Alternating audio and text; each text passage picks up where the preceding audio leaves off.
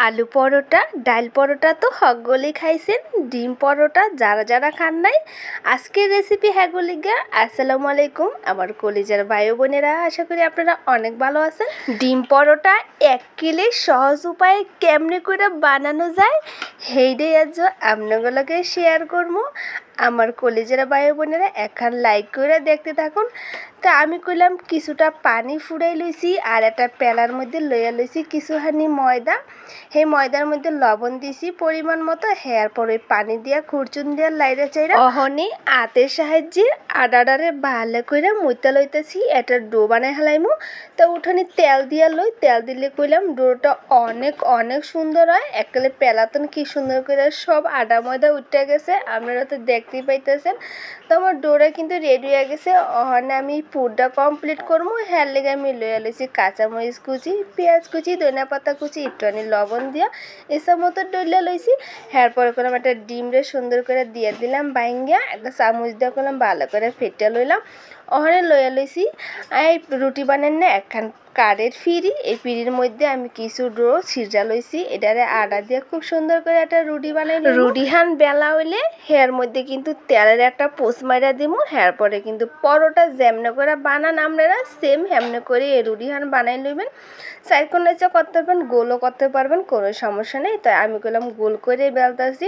বাচ্চা বলেন, বৌদ্ধ বয়স্ক বলেন আর বয়স্ক বলেন, সবারই কিন্তু প্রত্যেক দিন এক রকমের নাস্তা মজা লাগে না, মনে চায় একদিন এক রকম নাস্তা বানাই। তাই আজ রেসিপি হ্যাগুলে গিয়ে কেউ করলাম স্কিপ করে দেখবেন না। তো আমি করলাম একখান রুটি বানাই হালাইছি, অহন আরেকখান লইয়া বইয়া পড়ছি। বিশেষ করে বাচ্চা পোলা পান জম্মের মতন জ্বালায় মায় করে এই নাস্তা সেই নাস্তা বানাইয়া দাও খাইমু, এইটা রেগুলার খাইমু না অন্যটা বানাই দাও।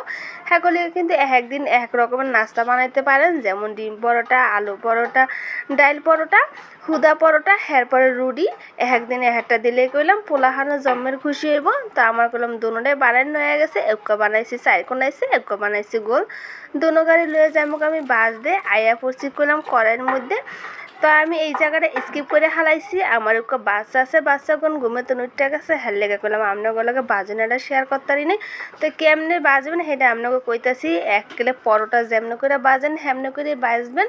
যখন বাজা হইয়া যাইব এক পিঠ, তখন অন্য পিঠে করবেন কি এই ডিমটা ডাইলা দিবেন। যে ডিমের একটা ডো বানাই রাখছিলেন, মানে পুর বানাই রাখছিলেন, সব কিছু গোলায় গালাইয়া দেখেন কি সুন্দর করে মচমচা করে বাইজা লইছি। অন করলাম আমি যেহেতু বাচ্চারা খাইবো ছোট ছোট করে সাইজ করে কাটতে লইতাছি, এতে কিন্তু বাচ্চারা অনেক খুশি। এইরকম করে ডিম পরোটা যদি পোলা পাইন বুড়া বেড়া হগল দিয়ে বানাইয়া খাওয়ান, হ্যালে কিন্তু আপনারা জমের মতন প্রশংসা করব আর খালি এই ডিম পরোটাই খাইতে চাইবো।